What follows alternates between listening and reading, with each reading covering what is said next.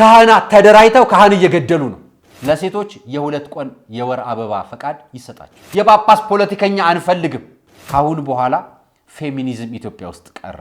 የግድ ዶክተር ሮዳስ ከናሳ ተወልዶ መምጣት ነበርንበት እንዴ?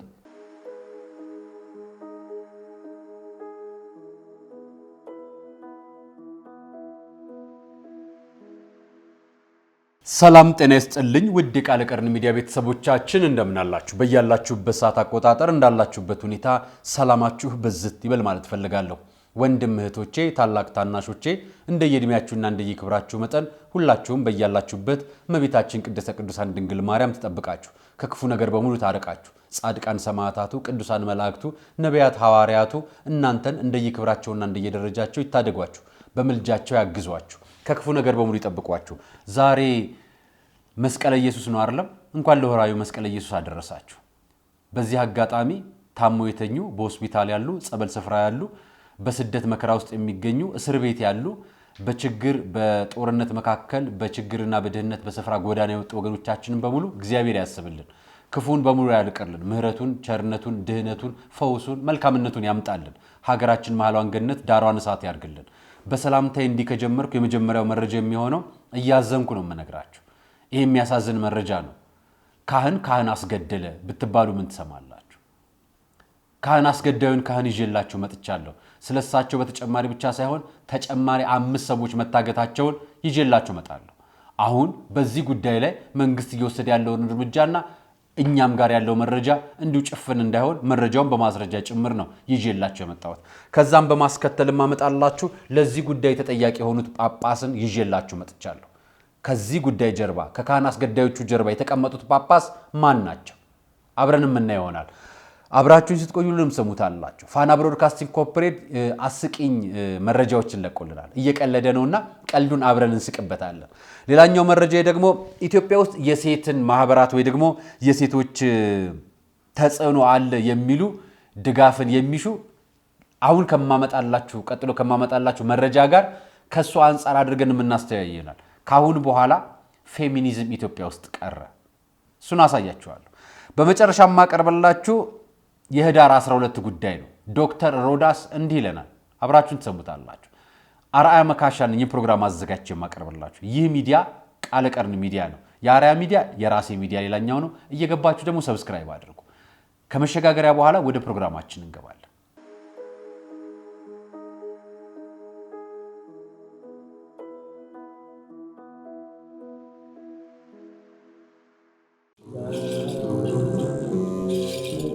እግዚአብሔር አምላክ ዓለምን ከፈጠረበት ጥበቡ ይልቅ ዓለምን ያዳነበት ጥበቡ ይበልጣል። በእኛ ዘመን ደግሞ በገዳም ያሉ መነኮሳት ከሚደርስባቸው ምድራዊ ፈተና በበለጠ የሰማዩ ቤታቸውን በመናፈቅ የሚያደርጉት ተጋድሎ እጅጉን ያስደንቀኛል። በገዳም ያሉ መናንያን ለሰማዩ ክብር የሰው ልጆች እንዲበቁ፣ ሀገር ሰላሟ እንዲበዛ ክረምቱን በጎርፍ ተፈትነው የበጋውን ሐሩር ተቋቁመው ስለኛ ከጸለዩ የምድራዊ ችግራቸውን ለመቅረፍ እኛ ለምን አለንላችሁ አንላቸውም። ጾሙን የበረከት እንዲያደርግልን ጸሎት ልመናችንን ደግሞ የድንግል ማርያም ልጅ መድኃኔ ዓለም እንዲቀበልልን የሙታንሳ ማር ቅዱስ ሚካኤል አንድነት ገዳም አባቶቻችንን በዓታቸውን እንገንባ።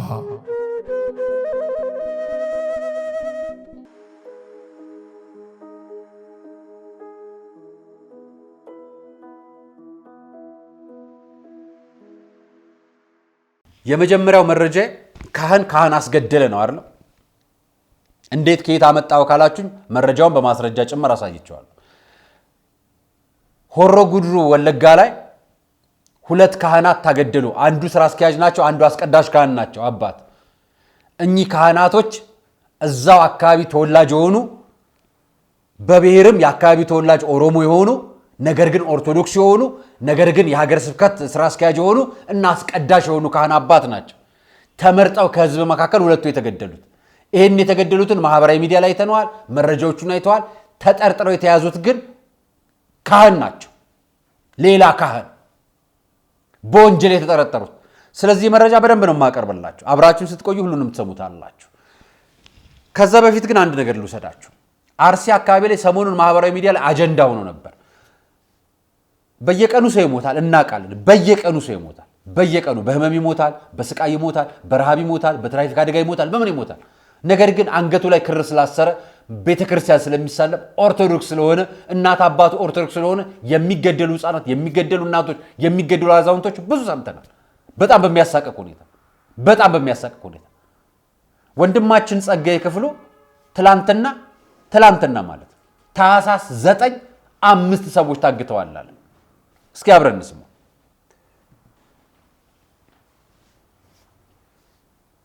ወቅታዊ 3 መረጃዎች አርሲ ላይ ዛሬ ማለት ነው። አርሲ ሮቤ 6 ኪሎ ሜትር ወጣ ብላ ያለች አኪያ የምትባል ቦታ ላይ 5 የአንድ ቤተሰብ አባላት በማሳ እየወቁ ባለበት ሰዓት ላይ ሙሉ ለሙሉ ተወስደዋል። እስካሁን ድረስ የተባለ ነገር የለም፣ የተጠየቀ ብርም የለም። 5ቱም የአንድ ቤተሰብ አባላት ነበሩ። ሁለተኛ ትናንትና በጀጁ ወረዳ ዱሌ ቀበሌ ላይ የደረሰኝ መረጃ ነው። በጀጁ ወረዳ በዱሌ ቀበሌ የዛሬ ወር አካባቢ የተወሰዱ 5 ኦርቶዶክሳውያን ነበሩ። ከ5ቱ መካከል 4ቱ ተመልሰዋል። ያልተመለሰው 1 ነው። የተወሰዱት 5ቱ ደምሴ በፈቃዱ፣ ቡዛየው ባዩ፣ በቀለ ንጉሴ፣ አቢቲ አሰፋ፣ ታምሬ ተሾመ የተባሉት ግለሰቦች ብር የተጠየቃቸውን ብር ከፍለው ተመልሰዋል። ሌሎቹ አንደኛው ያልተመለሰው ቡዛየው ባዩ የተባለው ሰው አልተመለሰም። 4ቱ ግን የተጠየቁትን ክፍያ ከፍለው ተመልሰዋል። እንግዲህ ይህንን መረጃ ሲጠኝ ሰው ብር የሚያስፈልገው ከሆነ ባካችሁ ጠይቁልንና የሚሰባሰብ ከሆነ እንዲሰባሰብ ብየዋለሁኝ። እስካሁን ድረስ ምላሽ አልሰጠኝም፣ የተጠባበኩኝ ነው።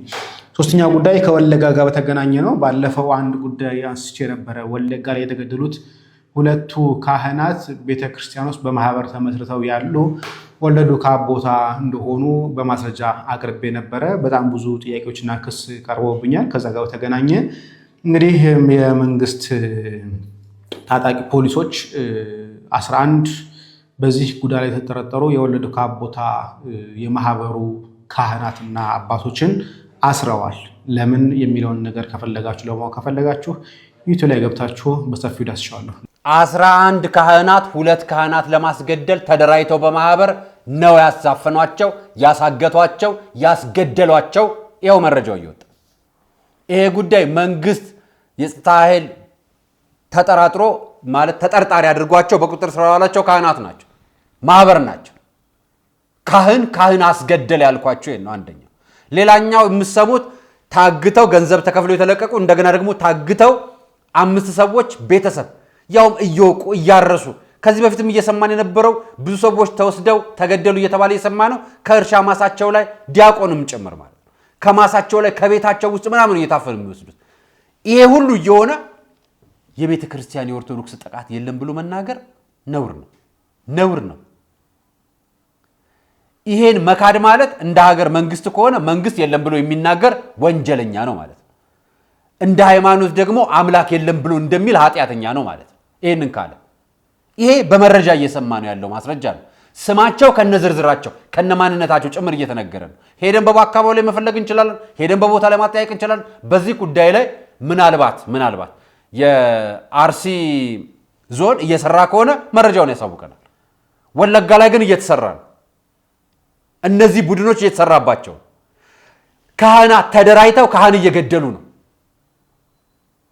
በጣም ያሳፍራል። መጠርጠሩ ራሱ ያሳፍራል። ስጋው ደሙ ሊፈትቱ፣ መስቀል ሊያሳልሙ፣ ሊባርኩ፣ ንስሐ ሊቀበሉ፣ ስነ ምግባር ሊያጸኑ፣ መንፈሳዊነትን ሊያስተምሩ ተምረው የበቁ ካህናት፣ ቆብ የደፉ ካህናት ተደራጅተው ካህን ገደሉ ሲባል ያሳፍራል። የትኛው ቅድስና ነው ታዲያ የሚቀጥሉት እነሱ? የትኛውን ስብከት ነው የሚሰብኩት ነገር? የትኛውን መስቀል ነው የሚጨብጡት ነገር እነሱ? ካህኖች ካህን ከገደሉ ታዲያ ሌላው አውሬ ቢሆን ምን ይገርማል? ሆሮ ጉድሩ ወለጋ ላይ የተገደሉት አባቶች የገደሏቸው ሌሎች አባቶች ናቸው እየተባለ ነው እኮ። የገደሏቸው ሌሎች አባቶች ናቸው። እና መንግስት ላይ እስከዛሬ የምንቆጣው እንዲያላረክልን ምን ለሁሉ ውሸት ነው። ትክክል አይደለም ማለት ነው አይደል? ለካ ገዳዮቻችን ውስጥ ነው ያሉት። አዎ መጀመሪያ መጥራት ያለበት ቤታችን ነው ብለናል። ገዳዮችን አስቀምጠን ንጹሃን እየተገደሉ እየሞቱ መቁጠር አይደለም ያለብን። ገዳዮቹን ነው መጠበቅ ያለብን። አሁን 11 የማህበራት አባላት የአንድ ማህበር አባል የሆኑ ስማቸው ወልድ ጀቤ ነው ምናምን ይባል በኦሮምኛ ነውና ቃሉን አላቀውም የነዛ ማህበር 11 ካህናት በቁጥጥር ስር ውለዋል ዋና ተጠርጣሪው ይሄ የምታዩት ፎቶ ላይ ያለው ግለሰብ ተጠርጣሪው ቀሲስ ታመነ ኃይሉ አንደኛው ተጠርጣሪ ነው አንደኛው ተጠርጣሪ ማህበሩ ግን ተጠርጥሯል በቃ የካህናት ማህበር እኮ ነው አስቀዳሽ ማህበር አወዳሽ ማህበር ማህሌት ቋሚ ማህበር ኪዳን ገቢ ማህበር ነገ ጳጳስ የሚሆኑ ማህበራት ናቸው እኮ እነሱ ክብረ ክህነት የተቀበሉ ቅስና የተቀበሉ ድቁና የተቀበሉ ማህበራት ናቸው እነኚህ ማህበራት ናቸው የሥራ አስኪያጁን ግድያ ላይ የተጠረጠሩት እነኚህ ማህበራት ካህናት ናቸው ቤተክርስቲያን ቁልፍ ከፍተው ደጀ ሰላም እንድንገባ ስንሳለም ቤተክርስቲያን ይፍታህ ብለው የሚያሳልሙት እኚህ ናቸው ገዳዮቹ ካህናት ናቸው አሁን ሆሮ ጉድሎ ወረጋ ያስገደሉ ያሉት ከፍለው ለታጣቂ ከፍለው ሽፍታ ከፍለው በሽፍታ ካህን ያስገድላሉ ሥራ አስኪያጃቸውን ንጹህን የዋሁን ካህን ያስገድላሉ ልጆቼን ተውልኝ እኔን እንደፈለጋችሁ አርጉኝ ብለው የሄዱት እኮ የሀገረ ስብከቱ ሥራ አስኪያጅ ናቸው ህፃናቾቹ ልቀቁልኝ እኔን ግን እንደፈለጋችሁ አርጉኝ ብለው እነሱም አይመሯቸውም ነበር ምክንያቱም ስም ዝርዝር ተሰጥቷቸው ነው ታጣቂዎቹ ሄዱ ያገቷቸው በስማቸው ለይተው ነው የወሰዷቸው እና ማርያምን አንግሰው ሲመለሱ እንደወስዷቸው እነኚህ ካህናት ተደራጅተው ለታጣቂዎች ከፍለው ከየት አስራት በኩራት ከተዋጣ ካዝና ላይ ከቤተ መቅደስ ብር ላይ ከእግዚአብሔር ብር ላይ ወስደው ለገዳዮች ከፍለው ለቅዳሴ አይደለም ላስቀዳሽ አይደለም ለቤተ ክርስቲያን ነው የተቀደሳት አይደለም ላስገዳዮች መሳሪያ ጥይት መግዣ ከፍለው ወስደው አሳግተው አስገደሏቸው አሁን እነዚህ ካህናት ሲፈቱ ስጋው ደግሞ ይፈተታሉ ሲፈቱ ቤተ መቅደስ ወስደው ያስቀድሳሉ እስካሁን እኮ ክብረ ክህነታቸው አልተነሳም እስካሁን እኮ አሉ ለዚህ ደግሞ የሀገረ ስብከቱ ሊቀ ጳጳስ እኚህ ናቸው አስታወሳችኋቸው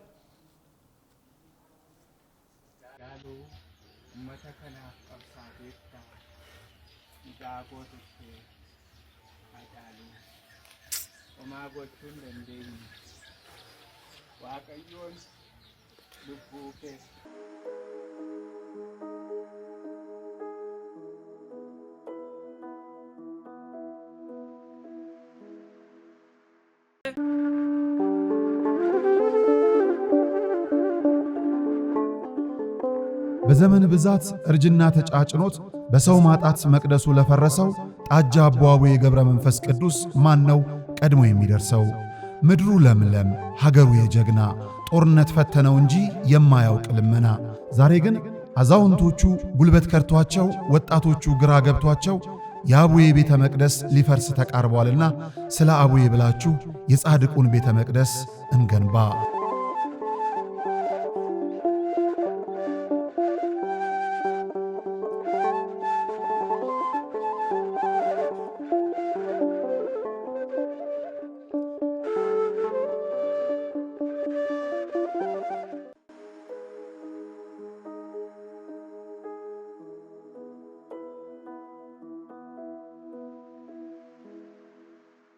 ለሃጫሉ ሁንዴሳ ሐውልት ጸሎት ሲያደርጉ አስቀርጸው በኦሮሞ ለመወደድ ቪዲዮ ቀርጸው የሚለቁ ጳጳስ ናቸው።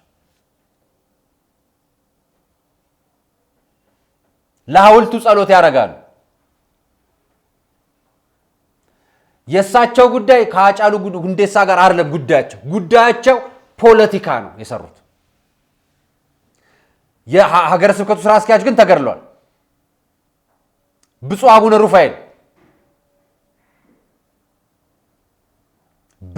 አቡነ ሩፋኤል የሀገረ ስብከቱ ሥራ አስኪያጅ እኮ ተገድሏል። መግለጫ አልሰጡም፣ አንድም ነገር አልተናገሩም። ፖለቲካ ሊሰሩ ግን እንዲህ አይነት ቦታ ገብተው ተቀርጸው ነበር።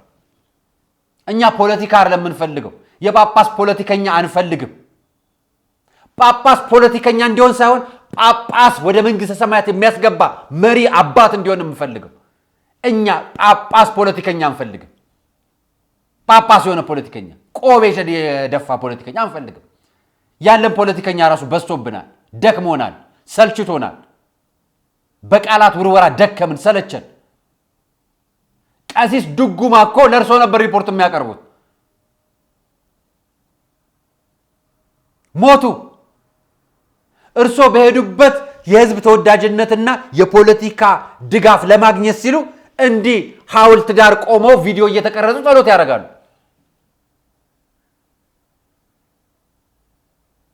እኔ የገዛ እናቴ መቃብር ላይ ጸሎት አላደርግም። ቤተ ክርስቲያን አታዘኝም። ጳጳሱ ግን ሐውልት ላይ ጸሎት ያደርጋሉ። የእሳቸው ቤተ ክርስቲያን ሌላ ነች፣ የኛ ነች። እኔን ያስተማረችኝ እኛን ያሳደገችን ኦርቶዶክስ ተዋህዶ ቤተ ክርስቲያን ኩላዊት ዓለም አቀፋዊቷ ቤተ ክርስቲያን ከየት የመጡ ጳጳሳት ናቸው መጥተው የተቀመጡብን? በቅዱሳን ስዕላን ፊት እኮ ጸሎት የምናደርገው እኮ ለፈጣሪ በምልጃቸው እንዲራዱን እንጂ እኮ ሌላ ለምንም አይደለም። የአማራ ክልል ህዝብ ይወዳቸዋል ተብሎ የአማራ ክልል አሳምነው ጽጌ ብዙዎቹ ብዙ ጊዜ ሲናገሩት ወጣቶች ሰማለውና አሁን በዚህ በግርግሩ የተነሳ ፖለቲካ ነው ግን ለነገሩ እዛ ስር ሄደው ጸሎት ያደረጉ ጳጳስ አይታችሁ ታውቃላችሁ? የሉም። ትግራይ የዮሐንስ ሐውልት አለ። ሽሬ ላይ ደግሞ ሌላም ሐውልት አለ። ማን ነው ታጋዩ ሰውዬ? እዛ ስር ሄዶ ጸሎት ያደረገ ጳጳስ አይታችኋል? የለም፣ የለም። አይታችሁ አታውቁም። ምስራቅ ሸዋ ላይ አዳማ ላይ የኦዳ ዛፍ ያለበት ቦታ ስፍራ አለ፣ ሰዎች የሚነሱበት ቦታ። ጸሎት የሚያደርጉ የምስራቅ ሸዋ ጳጳስ አይታችሁ ታውቃላችሁ? አታውቁም። የለም፣ ኖራ አያውቅም። ሐረር ሶማሌ ላይ ጳጳሶች ሐውልት ስር ቆሞ ሲጸሉ አይታችሁ አታውቁም። አዲስ አበባ ላይ የአቡነ ጴጥሮስ ሐውልት አለ፣ ሲጸልይ ቆሞ አይታችሁ አታውቁም። ተጸልዮ አያውቅም። ተቆሞ ፒያሳ ላይ ኢትዮጵያዊ ናቸው፣ ያው ጻድቅ ናቸው፣ ያው ጳጳስ ናቸው። የኛ ኢትዮጵያዊ ሀገሬን አሳልፌ አልሸጥም ብለው አልሰጥም፣ ህዝቤ ሆይ አትገዛ ብለው ሀገሪቷን በእምነትና በፍቅር ያጸኑ ያው የኦሮሞ አባት የሆኑ ከኦሮሞ ትውልድ የወጡ አባት የሆኑ ብፁዕ ናቸው። እሳቸው ብፁዕ አቡነ ጴጥሮስ ማን ነው? እሳቸው ሐውልት ስር ሄዶ ቆሞ ሲጸልይ አያችሁ? አያችሁ? እዚህ ካህን እየተገደለ ካህኖች ተደራቸው እያስገደሉ ጳጳሱ ዝም ብለዋል። እሳቸው የት ነው የነበሩት? ደግሞ ይሄኛው የበፊት የቆየ ነው ቪዲዮ። ሌላ ቦታ ደግሞ ሄደው እንደዚህ እየሰሩ ይሆናል። ሌላ ጊዜ የሚሆናቸው ለትርፍ ጊዜ የሚሆናቸው ለፓርላማ ውድድር ከሆነ ሌላ ቦታ ስሩት። አስኬማውን አውልቁ፣ ቀሚሱንም አውልቁ። 7 ሀገረ ስብከት ይዘው ብዙ እንደሚሰሩ እናውቃለን። ብዙ ሲሰሩ እንሰማለን። ነገር ግን ስራዎት ቤተ ክርስቲያን ከመክፈትና ከማስባረክ የዘለለ ሊሆን አይችልም። የስራው ስልጣኖቹ ስለሆነ በሐውልት ስር ሄደው ጸልየው ቪዲዮ ተቀርጸው ልቀቁ ተብለው አያውቁ። እሱ የእርሱ የግሉ ስራ ነው እና ካህናቶቹ እየተገደሉ ነው። ካልሰሙ እንንገሩ ብለን ነው። ካልሰሙ የእርሱ ሀገረ ስብከት ስለሆነ መግለጫ ያውጡ ልንለውት ነው። ካህናቶች የተገድለዋል አዝናለሁ ብለው እንኳን የሐዘን መግለጫዎትን እንኳን እንዲያወጡ ፈልገን። ወደ ሌላኛው ጉዳይ ልግባላችሁ። ይሄን በምንሰማበት ጊዜ ቀልድ ነው የምነግራቸው። አዝኜ ወደ ቀልዱ ልምጣ። ምክንያቱም ሁሌ አዝነን አንችልም አይደል? እንደ ፋናን ገጽ ትንሽ ገረፍ አረኩት። የመንግስት ሚዲያዎች ኃላፊነታቸው የኛም ኖርማሊ ማህበራዊ ሚዲያ ላይ የምንሰራ የብሮድካስት ህግን ጠብቀን የመንግስትን ህግ ጠብቀን የማህበረሰብ ስነልቦናን ጠብቀን መስራት የሚጠበቅበት አንዳንድ ጊዜ አልፈን ወጣ ብለን የምንናገራቸው ነገሮች ይኖራሉ። እንደ ሰው ስለምንሳሳት ማለት እንደ ሰው። ነገር ግን እንደ ህዝብ፣ እንደ ሀገር፣ እንደ ሃይማኖት፣ እንደ እርስ በርስ መኖር የሚጠቅሙ ትልልቅ ጉዳዮች ላይ ናቸው አጀንዳችን። ኢትዮጵያ አሁን ያለችበት አጀንዳ በጣም ብዙ እልፍ ነው የሚጠበቅ እልፍ ነገር። እዚህ መሃል ከተማ ውስጥ በትራንስፖርት የሚሰቃይ ህዝብ አለ። የህዝብ ድምፅ መሆን የሚገባው ማለት ነው ብሮድካስት ተቋማቶች። በችግር የሚጎሳቆሉ ወገኖች አሉ በብዙ መቶ ሺህ አዲስ አበባ ውስጥ አይደለም ሩቅ ብትሄዱ እዚህ አዲስ አበባ ውስጥ በራቃችሁ ቁጥርማ ከመቶ ሺህ ወደ ሚሊዮን ትገባላችሁ። እሺ በሀገራችን ያለው ኢኮኖሚ ሁኔታና በዓለም አቀፍ ያለው ኢኮኖሚ ሁኔታ ኢትዮጵያ ውስጥ የሚያደርሰውን ጫና የሚዘግብልን መዘገባ እንፈልጋለን። እንዴት አድርገን እንፍታው? መፍትሄው ምንድነው? እንዴት ተደርጎ ቢሰራ ውጤት ያመጣል የሚል ዘገባ እንፈልጋለን። ይኸው ካህናት እየተገደሉ ነው፣ እየታገቱ ነው ሰዎች። ለዚህ የሚሆን መፍትሄ አቅጣጫ የሚጠቁም ሚዲያ ነው የምንፈልገው። ለምን? ግብር ገብረን ለመንግስት የምንገብረው ግብር በተዘዋዋሪ መንገድ ደሞዝ የሚከፈለው ለሁሉም ተቋማት። ይሄም አንዱ ተቋም የሚዲያ ተቋም ማለት ደግሞ ሶስተኛው አራተኛው መንግስት ነው። አራተኛው መንግስት ደግሞ ከሆነ የህዝብ ድምጽና የመንግስት ድምጽን ማስታረቅ ነው ያለበት። እሱ ግን የለጠፈው ይሄንን ነው። ትላንት ማስታወቂያ አቡበከር ኑራ ተንበርክኳል ሊሞሸር ነው አለ። በእውነት የምራችሁን ነው ፋኖች? ሊሞሸርላችሁ ነው? ይሄ ልጅ ኳስ ተጫዋች ነው። ስንት የኳስ ተጫዋች ማስታወቂያ ሰርታችኋል? ስንት የሀገር ጉዳይ አጀንዳ አታችሁ አጀንዳ ሆነባችሁ። የጉዳይ አያችሁ ቢከፈላችሁም ልሰሩ የሚገባው ነገር እንደ ሀገር ነው። እንደ ሀገር ደግሞ የአንድ እግር ኳስ ተጫዋች ብቻ አይደለም። ኢትዮጵያ ውስጥ የሚደረጉ ማናቸውም ዘገባዎች ቢዘገቡልን ደስ ይለን ነበር። ነገር ግን መዘገብ የሌለባቸውና አሁን ካለው ሁኔታ አንፃር ለሀገር የሚጠቅመውና አሁን እየሆነ ያለውን ክስተት ማስቀደም የምትችሉትን ቀድማችሁ ማውጣት ይገባቸዋል። እኛ በጣም ብዙ መረጃዎች ይደርሱናል። በጣም ብዙ እንደ አንድ ሚዲያ እንደ አንድ ዩቲዩብ ላይ የሚሰሩ ጋዜጠኞች ብዙ መረጃ ይደርሰናል። ግን ለህዝብ የሚጠቅመውና ህዝብ በሚጠቅም መልኩ አድርገን ነው አቅርበን የምንለቅላቸው።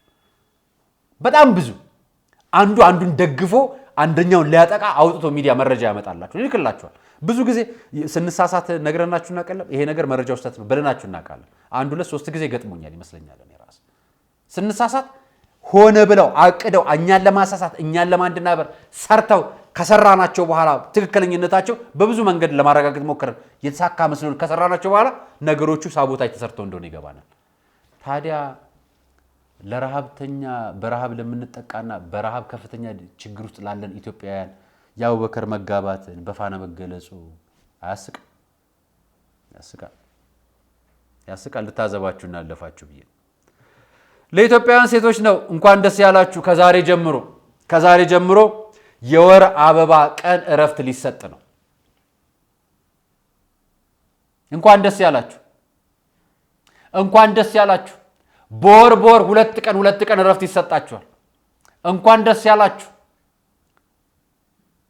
የሴቶች ጥቃት፣ የሴቶች መብት፣ ሴቶች ተበደለች፣ ባሏ በደላት እያላችሁ ለምትጮሁ ብዙዎቻችሁ እንኳን ደስ ያላችሁ። የሚሰሩ ሴቶች 2 ቀን በየወሩ እንዲያርፉ ተፈቀደላቸው። እንኳን ደስ ያላችሁ።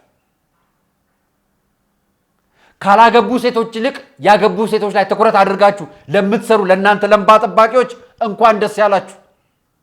የመስሪያ ቤታችሁን ሴቶች 2 ቀን ልታሳርፉ ነው።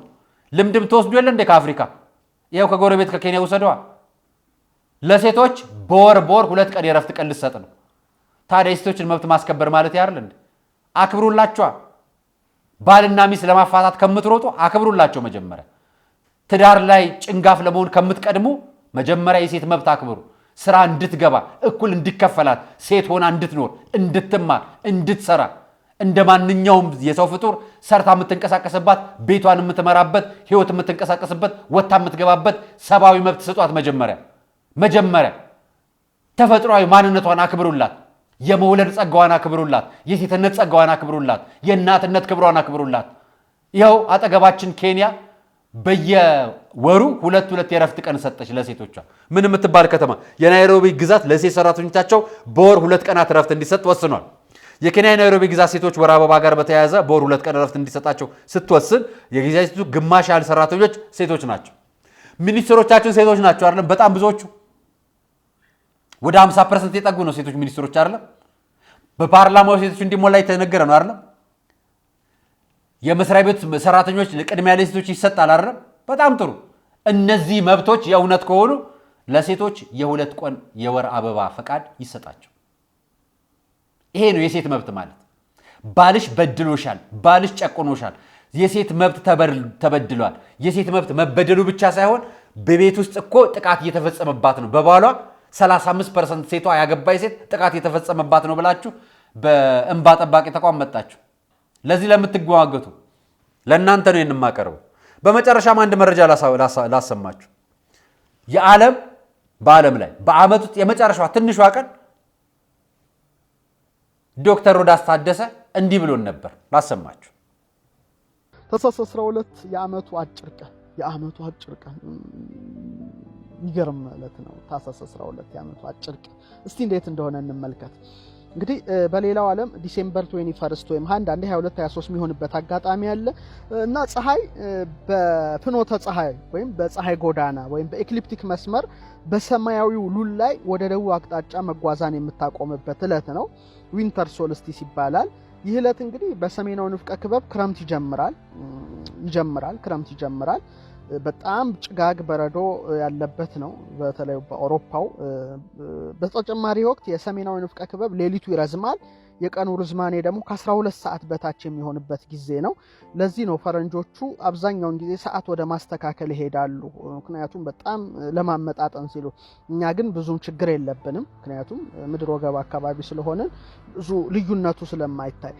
በተጨማሪም ወቅቱ የደቡብ ንፍቀ ክበብ ወደ ፀሐይ ያጋደለበት ከአርክቲክ መስመር ጀምሮ ወደ ሰሜን ክፍል ያለው ክፍል ቢያንስ ለአንድ ቀን ፀሐይ ማትወጣበት ነው። እኔም ሄጄ ለማየት ሞክሬ ያለው እና በጣም ያስፈራል ጨለማው። እንዲሁም ፀሐይ በደቡብ ምስራቅ ወጥታ በደቡብ ምዕራብ የምትጠልቅበት ወቅት ነውና የገና ጃንቨር ይባላል። በጣም አጭር ነው ማለት ነው። በቃ ቶሎ ይመሻል። እኛ ጋር እንደውም ልዩነቱ ብዙ አይታይም። በሌላው ዓለም ግን በተለይ በሰሜን ንፍቀ ክበብ የተጠጋው ወደ አውሮፓ ብትሄዱ በቃ ኦልሞስት 9 ሰዓት አካባቢ ጨልሟል በኢትዮጵያ አቆጣጠር። እኛ ትንሽ እስከ 12 ምናምን ጉዳይ ድረስ ፈቅላል። ያ ግን 9 ሰዓት ድቅድቅ ያለ ጨለማ ነውና በጣም ይገርማል። ይሄን ሄጄም ለማየት ለማረጋገጥ ይሄ ቪዲዮ መነጋገሪያ ሆኗል። የዶክተር ሮዳስ ቪዲዮ መነጋገሪያ ሆኖ ከትላንት ወዲያ ጀምሮ መነጋገሪያ ሆኗል። ይሄን ከተናገረ እኮ 4 ዓመት አለፈው። የዓመቱ አጭር ቀን ነው፣ የገና ጀንበር ነው የሚባል። የገና ጀንበር የሚቀየርበት ታህሳስ 12 ነው። በማስረጃ በመረጃ ሳይንቲፊክ መንፈሳዊ በሆነ ጉዳይ አስረዳችሁ። ኢትዮጵያዊ ስለሆነ ለትችት ማህበራዊ ሚዲያ ላይ መረጋገብ ያደርጋችሁ ከ4 ዓመት በኋላ ቆርጣችሁ አምጣችሁ ትለቁታላችሁ። ምን አጥንታችሁ? ምን ሳይንሳዊ ነገር አቅዳችሁ? ምን ምላሽ ልትሰጡት ነው የመጣችሁት? ዶክተር ሮዳስ ዋሻችሁ? ምን አረጋችሁ? ዶክተር ሮዳስ ነው ኦርቶዶክስ ስለሆነ ነው ጉዳዩ። ኦርቶዶክሳዊ ሳይንቲስት፣ ኦርቶዶክሳዊ ሊቅ፣ ኦርቶዶክሳዊ ጠበብተኛ፣ ኦርቶዶክሳዊ ምሁር አትፈልጉም አይደል? አትፈልጉም። ነገር ግን የኦርቶዶክስን ብራና ትፈልጉታላችሁ። በሚሊዮን ብር የውጮቹ ሲገዙ ታያላችሁ። የ18 ሚሊዮን ብር ሊስት ተሰርቆ ሊወጣ የነበረው ከደሴ ነው አይደል? ከገዳም 2 ብራና በ18 ሚሊዮን ብር ይፈልጉታል ውጮች። ሻጮቹም እኛ ውስጥ ነው ያሉት። እናንተ ደግሞ የምትወቅሱት ይሄንን ያነበቡትን ዕውቅ የሆኑን ዶክተር ሮዳስ ታደሰን ተቃውሙታላችሁ። እዚህም እዛም ሆናችሁ በአንድ ሰዓት ላይ እኩል ቀን ላይ ሂዱና አጥኑት። የግድ ዶክተር ሮዳስ ከናሳ ተወልዶ መምጣት ነበርንበት እንዴ ለእናንተ ለማስረዳት? ጄፈር የሚባል አባት ውጭ ሀገር ይወለደው እንደ ግዴታ? ኢትዮጵያዊ እውነትን ለመስማት የግድ ነጭ ሆኖ ካልነገራችሁ በስተቀር አታምኑም እንዴ? ካላመናችሁ መርምሩ እንጂ ለምንድን ነው ትችቱ? ምንድን ነው የሚሰራው? ውዝግቡ ምንድን ነው? ካላመናችሁበት ገለጽ አድርጋችሁ ማለፍ እኮ ነው። አሁን ኦርቶዶክሳዊ ካህንም ስለሆነ ተመራማሪ ሊቅም ስለሆነ ጀግናም ስለሆነ እናንተ ልትቃወሙት ማህበራዊ ሚዲያ ላይ አጀንዳ አደረጋችሁት። እኛ ደግሞ እነግራችኋለን። እኛ የምንቃወማቸው የቤተ ክርስቲያን አባቶቻችንን እንኳን ቢሆን ደግፈን ነው የምንቃወማቸው። ደግፈን አስተካክሉ ነው የምንላቸው እንጂ ልናፈርሳቸው ጥረን አናውቅ። ቤተ ክርስቲያንን ማፍረስ ነው አንድ ሮዳስን ማፍረስ ለኛ። ቤተ ክርስቲያንን ማፍረስ ነው አንድ ጳጳስን መጣለኛ። እኛ ጳጳስ ልንጥል፣ ካህናት ልንጥል፣ መነኮሳት ልንጥል፣ ዲያቆናት ልንጥል፣ ሊቃውንት ልንጥል፣ ምእመን ልናጠፋ አይደለም የምንነግራችሁ። ደግፈን እንዲስተካከል እናደርገው እንጂ እስኪ አርሙት። እንዴት ነው ትክክል አይደለም በሉት እስኪ ያሳዩን። የለም እኮ የምታመጡት ቃል የምትናገሩትም ንግግር የለም። ዶክተር ሮዳስ ከጎንህ ነን። ለምትሰጠን መረጃዎች በሙሉ እናመሰግናለን። የዛሬ 4 ዓመት የነገርንህን ከነገ ወዲያ እሁድ ዕለት እንጠብቀዋለን። የዛሬ ቆይታ ይህን ይመስላል። አርያ መካሻ ነበር ፕሮግራሙን አዘጋጅቼ ያቀረብኩላችሁ። ሰናይ ቀን።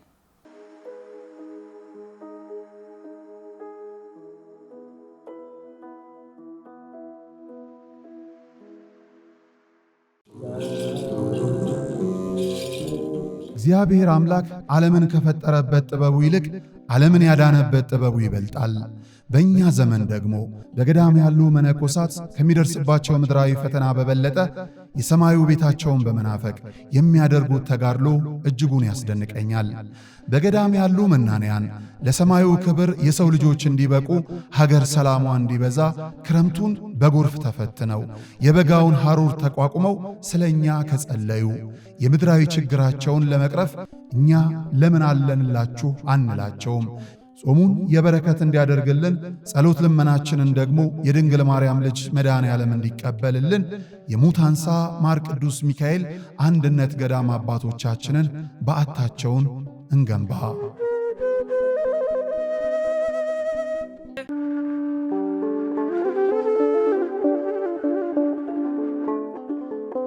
በዘመን ብዛት እርጅና ተጫጭኖት በሰው ማጣት መቅደሱ ለፈረሰው ጣጃ አቡነ ገብረ መንፈስ ቅዱስ ማን ነው ቀድሞ የሚደርሰው?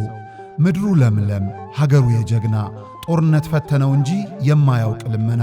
ዛሬ ግን አዛውንቶቹ ጉልበት ከርቷቸው፣ ወጣቶቹ ግራ ገብቷቸው የአቡዬ ቤተ መቅደስ ሊፈርስ ተቃርቧልና ስለ አቡዬ ብላችሁ የጻድቁን ቤተ መቅደስ እንገንባ።